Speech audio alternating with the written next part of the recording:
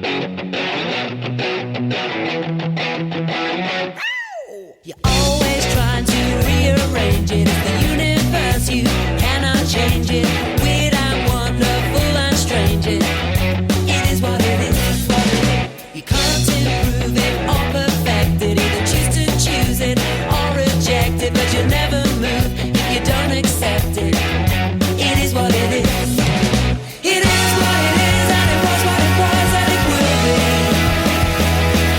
And whether you like it or not, it's always still gonna be what it is. Welcome to the latest episode of the People Will Talk podcast. Joining me in studio is Maria Hello. and special guest Amy Jo Doherty. How's it going? Oh, hello. Hola todos. Very good. I mean, it's nearly spring. I'm not complaining. It is certainly it's a fine, beautiful day in Madrid today. Yeah. And Amy, speaking of Madrid, this is a question. It's a classic question in the podcast now when we interview people, especially when they're not from Madrid. We have to ask it. Why did you come here? What brought you to the Spanish capital? Oh, well, it's a very good question. In them days, I was a teacher, a infants teacher. And really, I became a teacher to travel. So my dream was always to live in Mexico. I'd lived in El Salvador a year, and I'd taught a lot in Asia. And there was a job here. It was just for 6 months covering someone's maternity leave, because I definitely didn't want to live in Europe. And I thought, well, it came with a Spanish course, and they help you to find somewhere to live, obviously. So I thought, great, I'll go 6 months in Spain, in Madrid. I'll brush up my Spanish, and then I'll go to Mexico. And that was 19 years ago. It's the longest 6 months of my life. Quite an English-speaking community, I would say, here in Madrid. So, you do quite a few projects, and you're involved with some of these people. So, do you think there's like a dynamic community? Do you think it gets up to interesting things here? Yeah, I mean, I do. I find, especially when I have worked as a teacher in other places, and the expat community has been very much related to teachers or people that I've met through the school. And I found it a little bit more, I don't know the right word. I don't want to offend people, but in Madrid, it's so varied. There's all kinds of people doing all kinds of things. And actually, most foreigners, I think, have got the same story as me, that some of them came for a weekend and have been here now married with kids. And there's something very captivating about Madrid. And I think it's because many people are not from here in a way that London is. So we're all part of, we're all foreigners in a way. I've got a song actually called Guiri, and I say, Madrid, we're all Guiris. Because we're all foreigners, really, depending on where you are. And I found that Madrid was very, very welcoming. And I know so many expats from everywhere, really, who are here as teachers, as musicians, as artists, as writers, as some people that are more political. And I found my life has changed so much here. I'm not a teacher anymore. I'm trying to live through music, and I found that Madrid was an easy place to do this, to like follow your dreams in a way. You mentioned the song Guiri. By any chance, was there an Irish guy in the video of that? Oh, I haven't got a video for this song yet, but I know there is one about a Guiri, isn't there? A really tall guy. That's it. Yeah. Yeah. Someone showed me that. Yeah, I was just thinking, oh, wow, I've actually seen you perform then, but it was in another band many years ago. As I said, I've been here for 10 years, so stuff I've done like in the first 2 years in Madrid are a haze now. But speaking of music, I've been listening to your stuff online. I really like what you're doing. And for those who are interested, you're Amy Jo Do and the Spangles. I love that name as well, the Spangles. Yeah, well, Spangles also comes from the Spanglishness. And also the idea, well, Spangles, if you look it up in the dictionary, actually means lentejuelas in Spanish, which we don't really call them spangles, we call them sequins. Mm-hmm. But also, I love to wear sparkly stuff. So there's a few different meanings of the word. But yeah, it's kind of punky rock. And then the stuff I do on my own is more the tongue-in-cheek kind of songs like Guiri, and maybe if there's time, I'll play you Guiri if you like. That'd be fantastic. We'd love that. Yeah. And I guess that the both of them kind of correspond, no? Because punk is kind of tongue in cheek as well. I would say, or maybe that's wrong. What do you think? That punk is kind of like, yeah. Well, I suppose like any form of art, you know, quite often there can be a serious message. I suppose a lot of the, you know, the genuine old hardcore punks would say it's not a joke at all. You know, it's very serious, anarchic kind of statements. But yeah, I mean, it's the way I am, really. I think the difference between what I do and what we do with the Spangles is that I'm not really a guitar player. So I bang out a few chords, and I call it urban poetry more than anything else. Oh, interesting. And you know, you mentioned also in your previous answer that there's like such a varied group of people in Madrid, and that's very true. And I'm kind of curious if there's a music scene, there's a live music scene here. Does it exist here like it would in London or in Dublin, for example? Definitely not in Dublin. There's no comparison. I mean, it's marvelous in Ireland that you go and there's live music, you know, on every corner, in every bar, at different times of the day. And the beautiful thing is that it's appreciated and people go along to listen and, you know, appreciated in the sense that they're also paid by the bar owners, you know. Here, I feel like in Madrid, it's become a bit of a nuisance, live music. And, you know, the neighbours are always complaining. You're now not even allowed to play on the streets. I mean, you know, you remember the days of the Rastro when there was a busker on every corner. People trying to share their art and drum up interest for upcoming gigs, but also people trying to make a living, which is very important. And now it's illegal. They take you take your instruments off you. I think they don't even give out licenses anymore, which before they did. But yeah, it's hard. It's not appreciated. There's still places around. I live in Lavapiés, and there's still some great bars, like the Bodega d'Aguila it's like the temple of live music, I would say, in La Latina. There's the Morte que Parla that have jams, and there's certain owners who are musicians or music lovers that are trying to, you know, work between the neighbours and still trying to put things on. But a lot of it is, dying a death. It's quite sad. It's very true, actually, because I remember, like, again, when I first came, I did a little video about buskers in the Madrid Metro, and it was a very wide tapestry of people, you know, ages and nationalities. And you wouldn't really see buskers on the metro or inside the metro stations so much anymore. And I remember actually once in the Retiro, I saw a guy setting up like a busker, you know, like for ages, all of his different instruments. And then the police, once everything was set up, the police came over and told him to sling us up, basically. So I think they were waiting especially just for him to finish so they could kind of like screw him over a little bit. Yeah, but I think because like as you mentioned before we started recording, like I am a teacher as well, but myself and Maria, we do writing as well, and we have book launches and events and things like that. But even we've noticed a shift that like even last year, 2 years ago, was very easy to walk into a place and go, hey, can we do this event here? And they go, sure. And now it's a bit more resistance. So I think across the board, there's a resistance there to kind of live events for whatever reason, you know. It's strange. It's a strange reason because, well, I feel like, you know, talking to you, you're both obviously artistic. And when I say dying a death, that's definitely not true because there's such a rich scene here, like an underground scene, and people that are talented and doing stuff.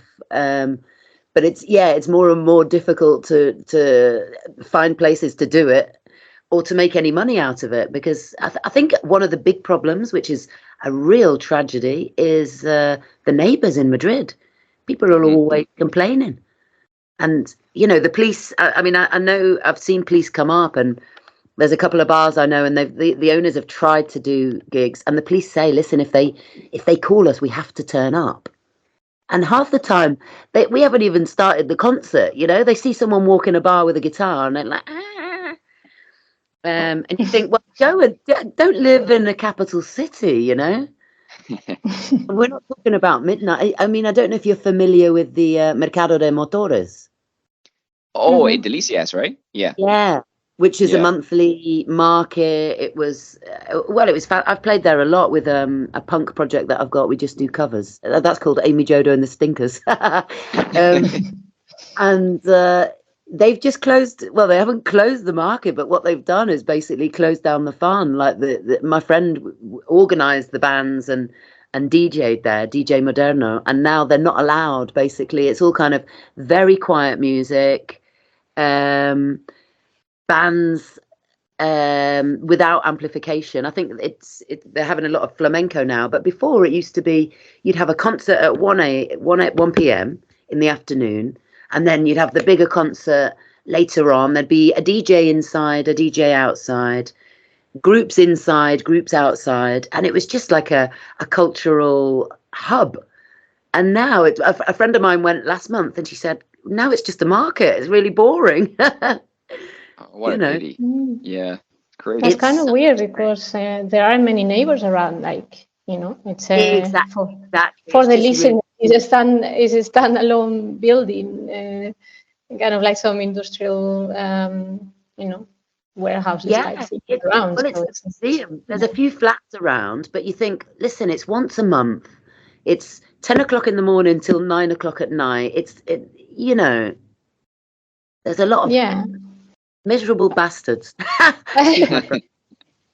No, and people enjoy live music, I think, very much in Spain. It's like, well, I don't know. We're not gonna get into the politics of the whole thing, but I would say there's more and more kind of like paid big events, corporation type things, and less of spontaneous creative stuff. But anyway, I digress. Actually, going back to you before we get into trouble. Obviously nowadays music is a big part of your life. But was it always the case? When you were growing up, were you very music oriented, like at home and so on? Oh, definitely. Yeah. I mean, my parents aren't musicians, but my dad had an enormous vinyl collection and he was really into rock and roll. And my mum also had her set of records. I think I've stolen a lot of them.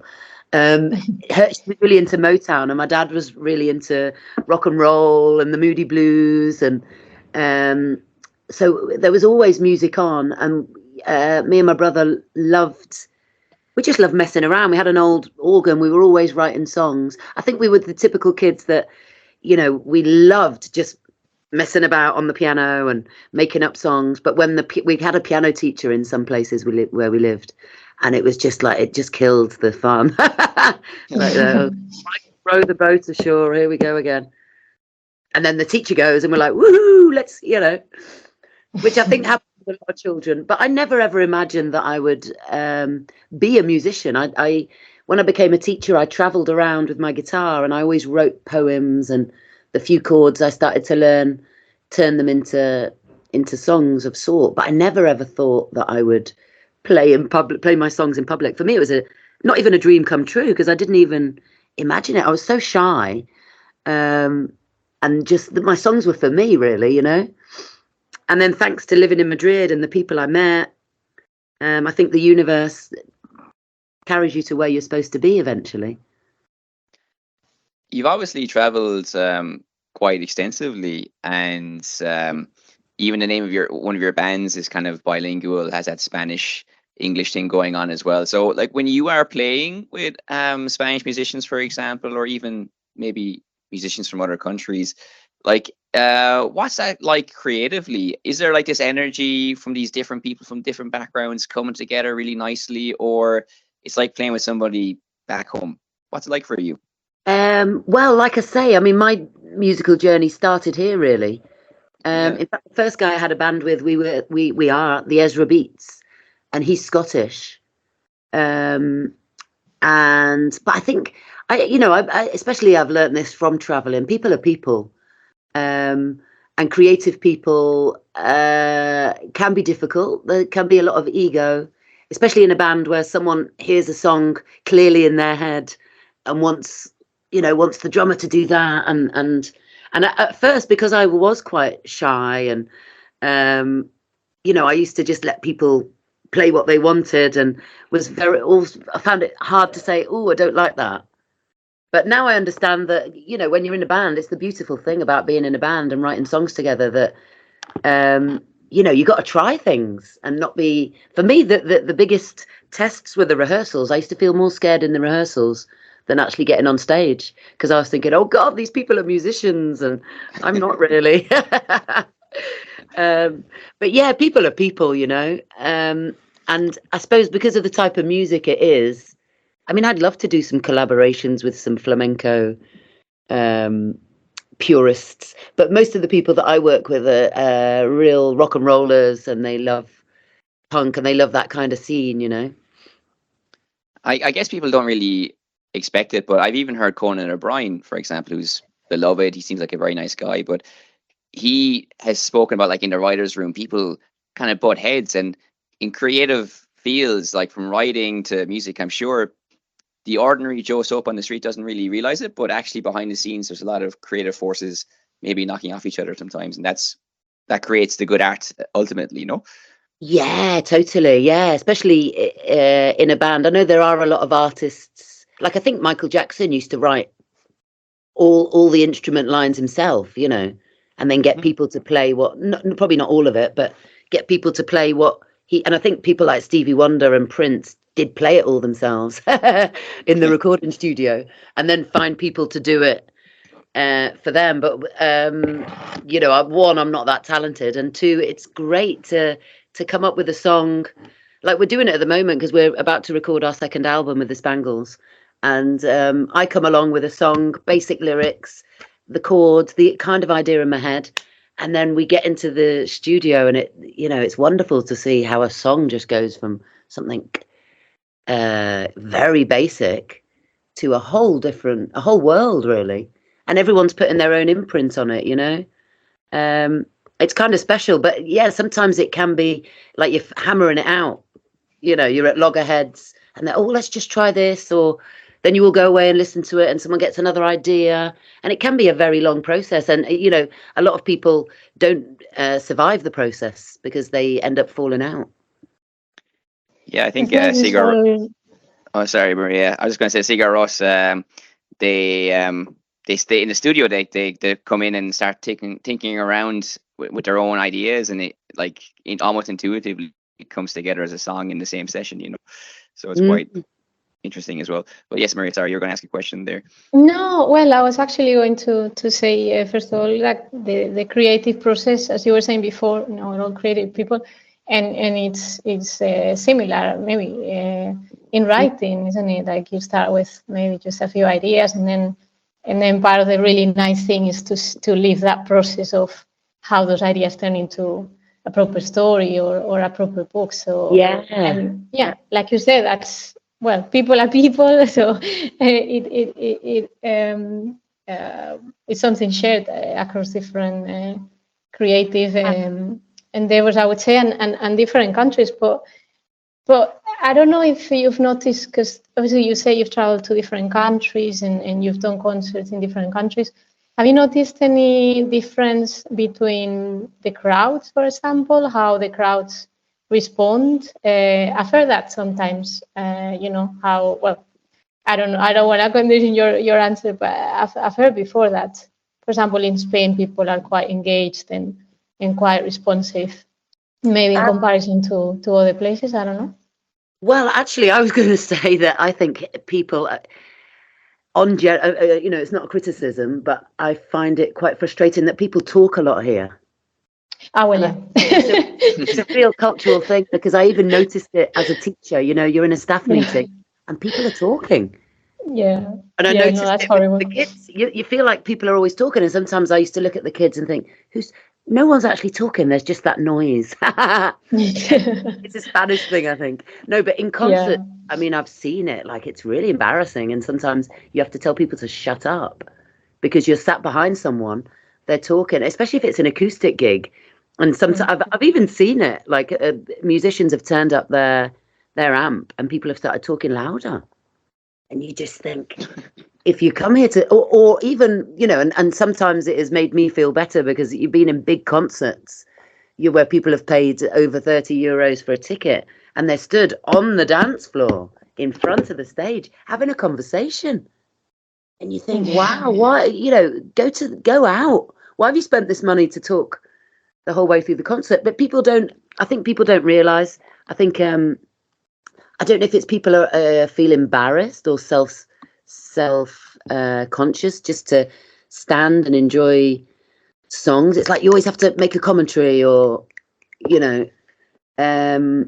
and I find that very frustrating. That would be considered very rude in some other concerts, or I think in some other countries, and people would actually say, stop it, and they'd be pushed out, especially at the front. They'd be pushed out. Whereas here, like I've been with a friend, she's French, and she told some people to shut up, and she got such a dirty look. It's like, how dare you? We're at a concert. Of course we can talk. Like, oh God, it's more accepted, I should say, here. Yeah, well, I can empathize with you. I have to say, we're not all like that. No, So of course not. it's something that but like, I fully understand you because most people are like that. I would say probably in Spain, and us in the minority find it excruciating, and this has happened to us many times. And for example, in museums, that's something, in exhibitions, people are just talking away, and well, I always like the shout dirty looks, and but they for what it's worth. Yeah, they think you're being rude by telling them to be quiet. But well, who cares? I do it anyway. Yeah, no, good for you. Yeah, I think maybe that's the difference. If you've ever been on a stage trying to present something, and you're kind of pouring your heart out over a piece you've written, or a song, or even a discurso, no? And then people are talking. It's like, hang on a minute. Yeah, it's offensive. So, like, speaking of very noisy, annoying talkers and crowds, obviously that leads on to talking about the venues and stuff. And you mentioned that you never really thought that you'd end up doing music as a calling, or perhaps even a way of life, but you've ended up on like Radio 3 here in Spain, and you performed in the Independence Club, which is quite famous in Madrid as well. So you've kind of played really like interesting and amazing venues. So were these moments surprising, gratifying? How would you describe them for us? Oh, incredible. Incredible to not only the stage and the sound, when things sound great, but when there's, a big crowd of people. And I think, for example, in those big places, you can't hear if people are talking. So it's like, it's not so, and it's actually a lot less scary than playing a small, like the other day I did a gig in La Vida Tiene Sentidos. I don't know if you know that shop. It's like a Marino's place. Mm-hmm. I don't recommend it. Yeah. It's in Calle Ave Maria, and they do lots of things. In fact, if you're looking for places to present books, and they do lots of things. They're lovely people. They've got delicious wine and cheese and ham, and it's a great place. But that can be more nerve-wracking because you're right there, right there in the crowd almost yourself. When you're on a big stage, it's beautiful because you've got the camarinos and the sound is impeccable, but in a way you're more distant from the energy of the crowd, so it can be you're more distant in a way. Yeah. And also, as well as performances, you have you have quite a few projects. One of them is related to, I guess you bring together music with teaching experience. Maybe it's called Shakey Doodle Time. Can you tell us a little bit more about it? How you think like music can help people learn? Oh, well, I think music is therapeutic, just innately. I think it's incredible. I do this project with a guy called Fernando, who I met working for a project we did for Cambridge. I mean, I've been very blessed that in the last few years I've had projects writing kids songs for editorials. And I love it because it's a bit like doing a puzzle, They say, right, we need a song for this age group containing these words. These are the grammar points. This is the vocabulary. Sometimes they give you a style. It pays very well, which is also the other bonus.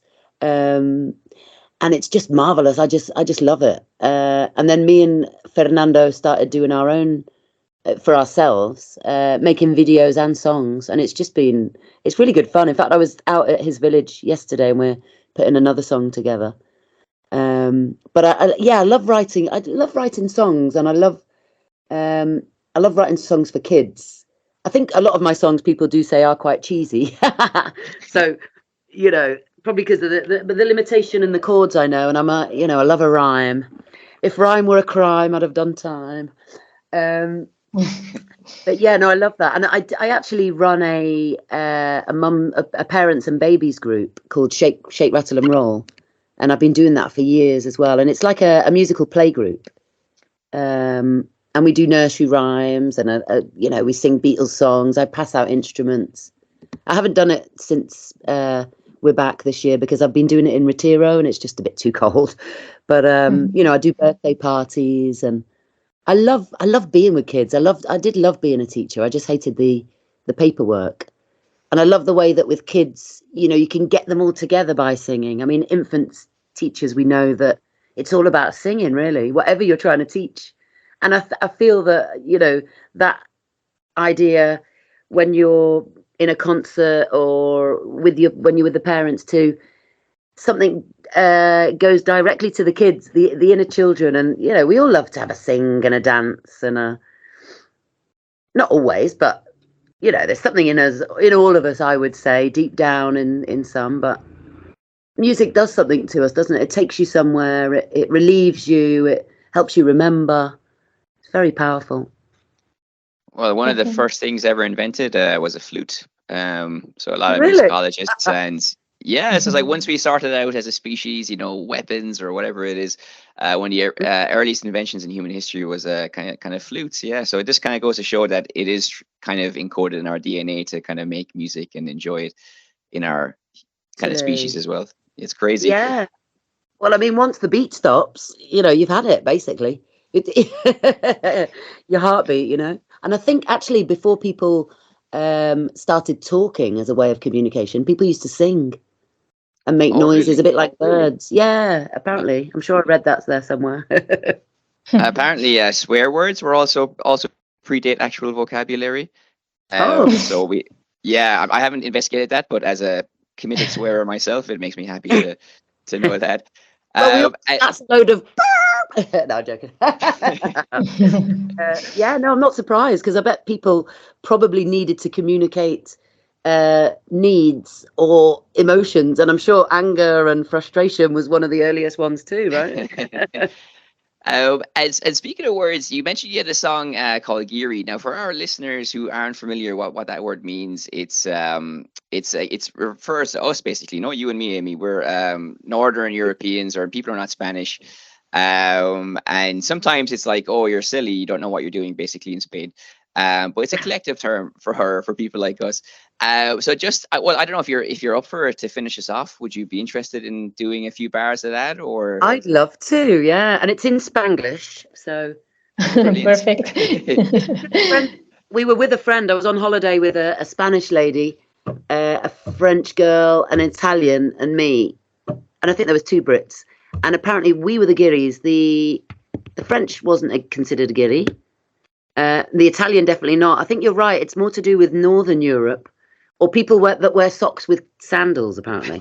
Yeah. So when I sing it, I want people to shout Guiri, Guiri, Guiri, Guiri, Guiri, Guiri, Guiri. Don't be silly. He comes from Alemania. He likes the Spanish caña. He lives in Malasaña. He's a Guiri in Madrid. Guiri, Guiri, Guiri, Guiri. Y esta chica china lives in La Latina. You probably have seen her. She's a Guiri in Madrid. Guiri, Guiri, Guiri. I don't think it's fair though. Everyone's an extranjero. We're all from here and there, so we're all Guiris in Madrid. Guiri, Guiri, Guiri. Y esta chica sueca, you really gotta check her. Not gay but lives in Chueca. She's a Guiri in Madrid. Guiri, Guiri, Guiri. Y esta Filipina lives in Teso de Molina. I am her vecina. We are Guiris in Madrid. Guiri, Guiri, Guiri. Madrid es una mezcla vital y muy fresca. Y aunque no parezca, we're all guiris in Madrid. Guiri, Guiri, Guiri, Guiri, Guiri, Guiri, don't be silly. Y el italiano vive en Serrano, su novio gitano. They are guiris in Madrid. Guiri, Guiri, Guiri, dos indias hermosas, live in Rías Rosas, eating jamón con samosas. They are guiris in Madrid. Guiri, Guiri, Guiri. No es nada muy profundo, pero businessman o vagabundo, somos hijos del mundo. Yeah, we're all guiris in Madrid. Guiri, Guiri, Guiri, Madrid, London, Dublin and Rome. Fantastic. Hey, bravo. Thank you. Thank you so Thank you so- much. That was brilliant. Yeah, that was amazing. Thank you so much, Amy, for playing that. We will put your links in the description of this pod so people can hear your wonderful music. And Oh, yes, if they happen, thank you. oh, of course, and if they happen to be in the Spanish capital, they might even, pop along and see you in concert, which would be a great experience as well. So yeah, thank you so much, Amy, for being here. It's been an absolute pleasure to have you. Thank Okay. you. Oh, thank you That's very great. much. Oh, well, let me just tell you that I'm doing a concert with another project, a beautiful Irish woman, Yvonne Power. We've got a group called the Pipistrellas, and we're going to be doing a gig on the 8th of March to celebrate the International Day of Women in a fantastic little bar called the Cafeteria de los Abogados de Atocha, very near Embajadores. So you're all very welcome. I'd love to see you both there. Come along and we'll have a sing-song. Sounds great. Fantastic. Chalk it Yeah. down. We'll be there with bells on. For sure. All right. Thank you. Bye. Have a great day.